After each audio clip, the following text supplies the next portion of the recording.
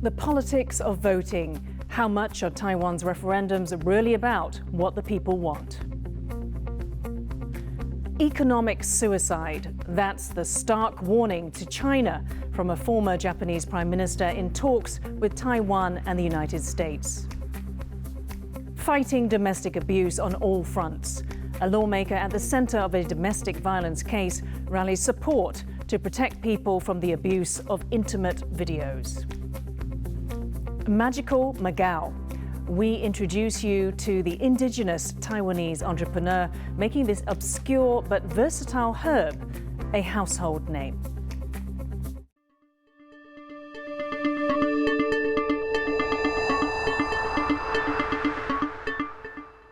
A warm welcome to TaiwanPlus News. I'm Yin Khvat. With Taiwan's referendum just days away, new Taipei City Mayor Ho Yo-i has come under fire from within his own political camp for not fully supporting the opposition KMT agenda. As Bing Wang reports, his hesitancy echoes that of many voters who believe referendums have become too partisan. The opposition KMT holds rallies with tens of thousands of people to encourage voters to vote yes on all four referendums. Curiously absent is new Taipei City Mayor Ho Yo-i. It's seen as a lack of support for the political party's agenda and has become a point of contention. And for Ho, it underlines the very point he is trying to make. In a 1,000-character Facebook post, Ho said the December 18 referendums have turned into partisan politics. 我们凡是最坚定的价值，是以国家人民的利益为最大的优先。至于党跟派，尤其个人，绝对不会超过国家。 Yanping Su, an associate professor at National Chengchi University, echoes concerns that the polls are being used for political gain rather than a barometer of the public's opinions. It'll be great if the referendums will be solely based on reasonable discussions on issues rather than based on political mobilization stances. On Saturday, the people of Taiwan will tick yes or no on four critical issues, including pork imports, the reopening of a nuclear power plant, the fate of an algal reef, and there's even a referendum on referendums. But the new Taipei City Mayor says these issues cannot be addressed with a simple yes or no vote. There's much more beneath the surface. 站在人民的健康、国家的安全、产业的发展来谈能源。 Even his fellow KMT legislator Chen Yuzhen says voters need to be given more analysis to make an informed decision. 读完一些文章，只会觉得有读完《出师表》的感觉，就是临表涕泣，不知所云，脑中浮现《后汉书》的那句成语，叫做“首尾两断”。 There have been attempts to make the process easier, especially for the elderly, illiterate, and those who are audio and visually impaired. The government this year will provide an informational digital website and a 24-hour hotline with several languages for those who need audio assistance. 这个公投有声公报的内容包含公投的主文，还有公投的理由书，以及政府机关的意见书。 While the government seems to be trying to make it easier for people to vote, many say there needs to be more effort to help voters understand what exactly they are voting for. Patrick Chen and Bing Wang for TaiwanPlus. To find out more about why the battle for people's votes in this year's referendums are very much drawn along party lines, our reporter Rick Glauert spoke to Ming Shou-he, professor in sociology at the National Taiwan University. And I think most of the people at this point feel like it's becoming a warfare between political parties. Some of the issues are actually first raised by social movements. But now with the politicians' involvement, it's more like war between the ruling party and the opposition party. And how do these four issues interact with local politics? Well, the four issues are quite diverse. The number one issue is about American pork, whether we are going to allow its legalization of import. The second is about the timing of referendum, whether it should accompany a major election. The third one is about nuclear energy. And the fourth one is about protection of algae reef. So it's quite diversified. And what do you think referendums are meant to bring to Taiwanese people and their democracy? And in reality, what do they bring? It was designed to bring people, voters, the voice. It was designed to give them voice, and by circumventing political parties and politicians. But what now we see is that the intense involvement of politicians, whether it's from ruling parties or from the opposition party, actually become the major spotlight. They stole the thunderstorm. Whereas a civil society organization had taken a back seat. So again, it raised the question whether this is a good design to bring voters to the driving seat instead of let politicians make the decision, because in the end of the day, you see the politicians still have more voices. A trilateral security dialogue between Taiwan, the United States and Japan is underway in Taipei.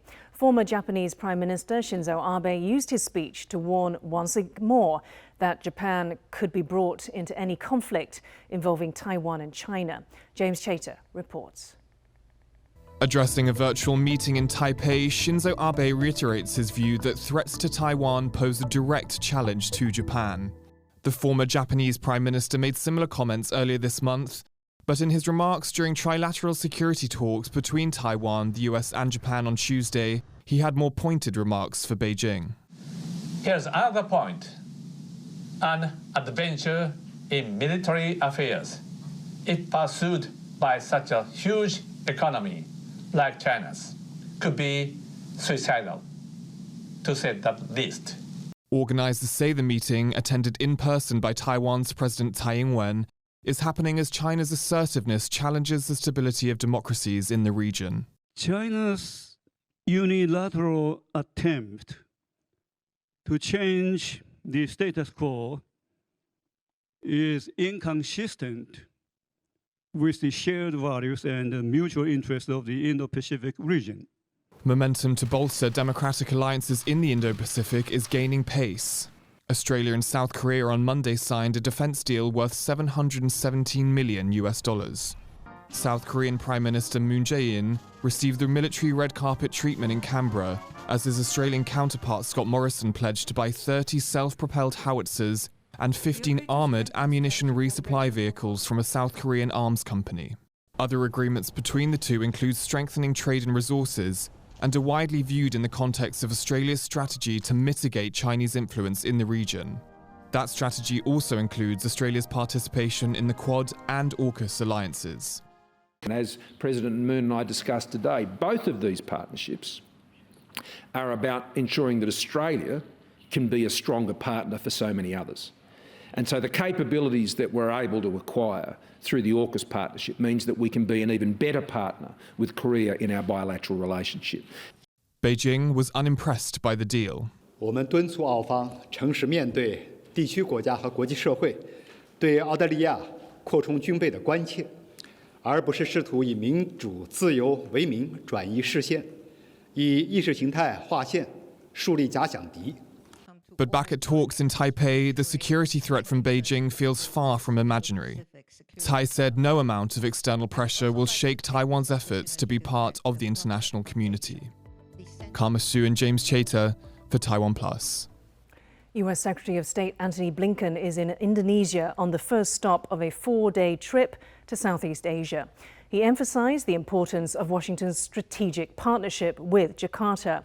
Indonesia's Foreign Minister Retno Marsudi said Blinken showed strong interest in partnering with Indonesia, especially in infrastructure. This is Blinken's first trip to the region since President Joe Biden took office in January. He will also visit Malaysia and Thailand. Intel CEO Pat Gelsinger has arrived in Taiwan. He is expected to meet senior executives at Taiwan's semiconductor manufacturing company, or TSMC, the world's largest chip maker. This is Gelsinger's first trip to Asia since he took over at Intel earlier this year. TSMC has declined to comment on his visit. Time magazine has named Tesla and SpaceX CEO Elon Musk its Person of the Year for 2021. The electric vehicle and aerospace pioneer made history in September when SpaceX launched the world's first all-civilian space flight. 50-year-old Musk is the richest person in the world, with an estimated net worth of around $300 billion. Time editor-in-chief Edward Felsenthal described Musk as a person with extraordinary influence on life on Earth and potentially life off Earth too. Time magazine says the Person of the Year is not an award, but a recognition of the person who had the most influence on the events of the year, for better or worse. Coming up after the break, touchdown, teenage Aviator lands in Taipei as part of her attempt to become the youngest woman to fly solo around the world. Stay with us.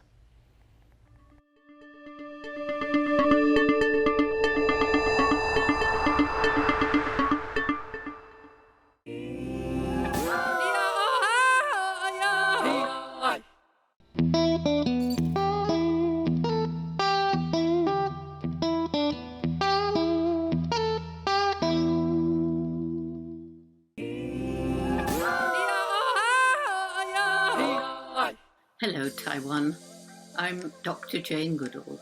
I'm so very happy to see Taiwan sharing its wonderful stories with the world. I've been fortunate enough to visit Taiwan on many occasions, and I've been to several different parts of the country. So I know firsthand something of the beauty of its wildlife and the marvelous people who are working to save these places. So good luck with this wonderful program. And I want to know, what do you want to see more of on TaiwanPlus? Hello, I'm Fabio Grandjean. Taiwan to the world, see you on TaiwanPlus. Congratulations to TaiwanPlus. Hello, Taiwan. I'm Mike Yamashita, National Geographic photographer. My stories have been as varied as the landscape itself, from Taiwan's top 10 tourist attractions to oolong tea, aquaculture, and the Taiwanese fishing industry, and most recently, the Daija Mazu pilgrimage. From TaiwanPlus, I would like to see stories on more of the same, about the varied cultural and historical aspects of the country. Taiwan to the world, see you on TaiwanPlus. Taiwan to the world, see you on TaiwanPlus. Hello, Taiwan. I'm Baron Wanga, and greetings to you all from my humble homeland of Nauru. It's a worthwhile and appropriate platform whereby the unique perspectives of the people of Taiwan are portrayed and presented honestly. Taiwan to the world. See you on TaiwanPlus.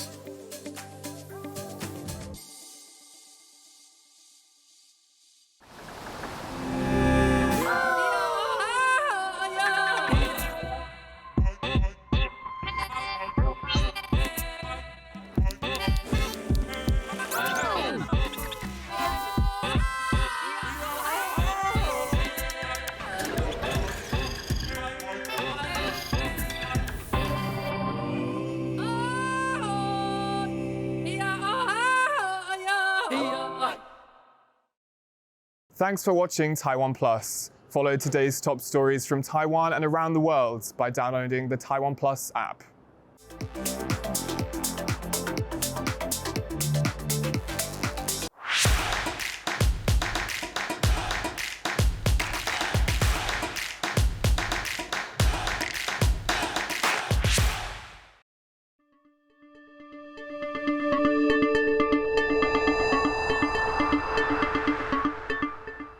Welcome back. You're watching TaiwanPlus News. A reminder of our top story.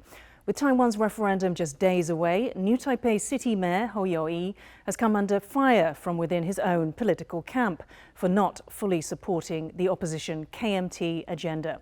He's raised concerns that the vote is more about politics than the will of the people. The Taiwan legislator at the center of a domestic abuse case is pushing for laws to be changed. The lawmaker Gao Jiayi recently spoke out about the violence she faced at the hands of her ex-boyfriend.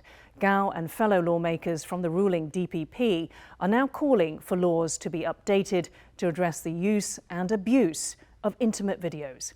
TaiwanPlus reporter Peachy Zhuang has the story.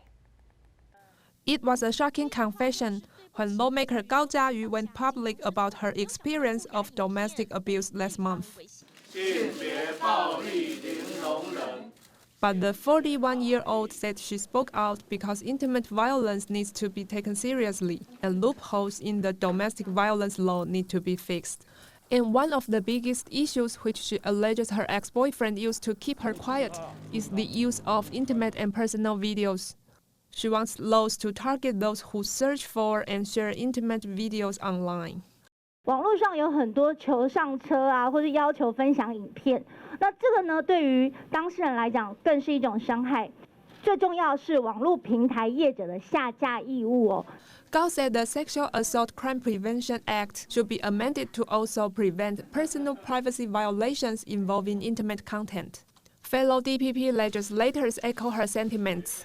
这样应该叫做恐怖情人条款了哈。未来哈，我们对于这样的一个性别暴力，并不会只把它局限在很狭隘的性侵害，那包括性隐私。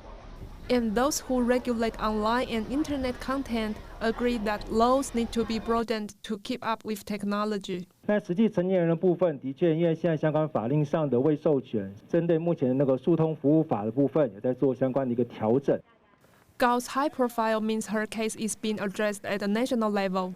Other lawmakers have supported her cause, hoping that their efforts will shed light on a problem often faced silently, so that victims will be given a voice and get the help they need. Alex Chen and Peachy Zhuang for TaiwanPlus. USA Gymnastics has agreed to pay $380 million to hundreds of women who were sexually abused by the former national team doctor Larry Nassar. The settlement is among the largest ever for a sexual abuse case and ends a 5-year legal battle. Over 330 women and girls at USA Gymnastics and Michigan State University accused Nassar of molesting them. Nassar was sentenced in 2018 to over 300 years in jail. Michigan State previously agreed a settlement of $500 million. The scandal revealed how organizations failed to protect vulnerable young athletes and prioritize medals over the safety of their charges. The US military will not punish any of its troops for a drone strike that killed 10 civilians, including 7 children, in Afghanistan in the summer. The Pentagon said Monday that senior commanders have made recommendations for improving strike operations, but they are not disciplining personnel. The military has apologized for the August strike, calling it a tragic mistake. They were targeting an Islamic State suicide bomber, but instead killed an employee at an American humanitarian organization and 9 family members. The humanitarian organization Nutrition Education International says the Pentagon's decision not to discipline anyone is shocking. Israel's Prime Minister has met the Crown Prince of the United Arab Emirates in the first official visit by an Israeli leader to the Gulf state. Naftali Bennett met for 4 hours with Crown Prince Mohammed bin Zayed in Abu Dhabi. The two discussed shared concerns over Iran, Israel and the UAE, established formal diplomatic ties last year under a US-led regional initiative. The Prime Minister's office said Sheikh Mohammed has accepted an invitation to visit Israel. אנחנו במהלך היום דיברנו על החוזקות היחסיות של שתי המדינות, והמטרה שלנו היא להרחיב את הקשר, שלא יהיה רק שלום בין מנהיגים, אלא שלום בין עמים. ואני יוצא מפה באופטימיות גדולה, שהדוגמה הזאת של הקשר בין שתי המדינות תהווה אבן יסוד למערכת קשרים ענפה בכל האזור. A teenage aviator has just touched down in a part of her attempt to become the youngest woman to fly solo around the world. 19-year-old British-Belgian pilot Zara Rutherford landed in Taipei's Songshan Airport in her custom-made Shark ultralight plane. She departed from Seoul on the latest leg of her 5-continent, 52-country journey, which she has called Flying Zolo. Rutherford will stay overnight in a quarantine hotel before flying on from Taiwan on Wednesday. The gap year student set out from Belgium in August and hopes to complete her record attempt by mid-January. If she succeeds, she will be the youngest woman to fly solo around the world and the youngest person to do so in a microlight aircraft. So how lifelike can a robot really be? A British engineering company has unveiled a remarkably human-like android named Amika. Amika's uncanny expressions are apparent from the moment they wake up. Engineers designed Amika to be both gender and race neutral. The company spent 15 years developing what it claims is the world's most advanced human-shaped robot, using artificial intelligence. This short video of Amika has gone viral and hit 10 million views. The bot cannot walk yet, but its creators say the android will be developed further and can be used to emulate humans even more in the future. It's about trying to do natural human interaction. So imagine there's been a lot of talk about metaverses recently. Imagine taking your metaverse character out into the real world. You'll need some embodiment for that. So you wanted to take your virtual self to a meeting in New York, Hawaii, Hong Kong. Send a robot. And what about using artificial intelligence to make a voice avatar? That's what one Southern California radio DJ did when he thought he may lose the ability to speak. Ken Ning has his story. Actually, having worked in radio stations for years, I kind of always thought that most of the intelligence there was artificial. Believe it or not, that radio DJ you're hearing might not be entirely human. Hi, I'm Andy. Welcome to the first ever example of an artificial intelligence DJ. I may not be human, but as you can tell, I'm really into humanity. It's the voice of Andy Chanley, a 32-year veteran of Southern Californian radio. And although it sounds like he's really speaking, the voice you heard is actually powered by artificial intelligence. There's no human that can make 100 billion voice tracks available. It just doesn't exist. And what this is going to allow the best voice talent to do is to scale their own voice to a level that they've never been able to do before. Seattle-based startup Wellset Labs calls the technology human voice avatars, where all they need to create a show is a script.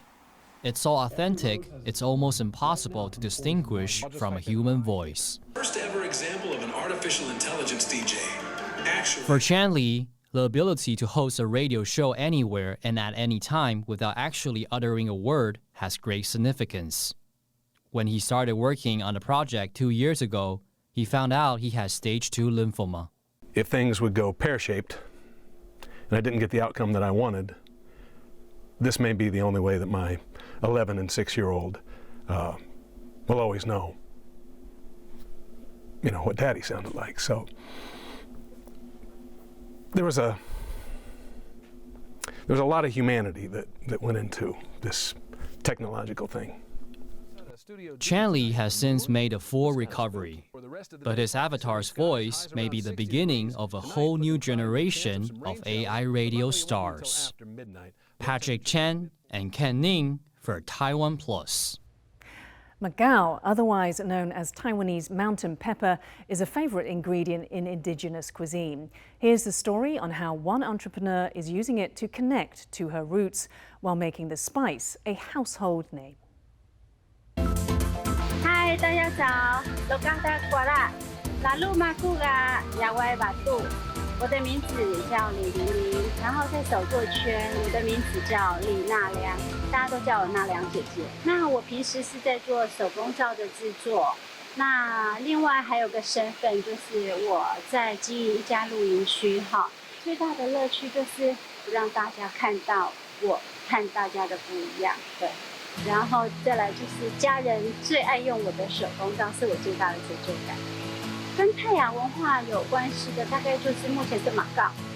对，因为马告对我们泰雅族来讲，从我懂事到现在，它一直是我们重要的一个，大家就是一起去促进感情，一起去采集。就是我就觉得这个跟我的生活息息相关。然后，那我又觉得它的气味非常特殊，所以我就想说，是不是我也可以拿来做手工皂？后来我发现，为什么我们的老人家会这么喜欢这个东西？哦，原来它真的也是有它的功效在，所以我也是比较大量使用。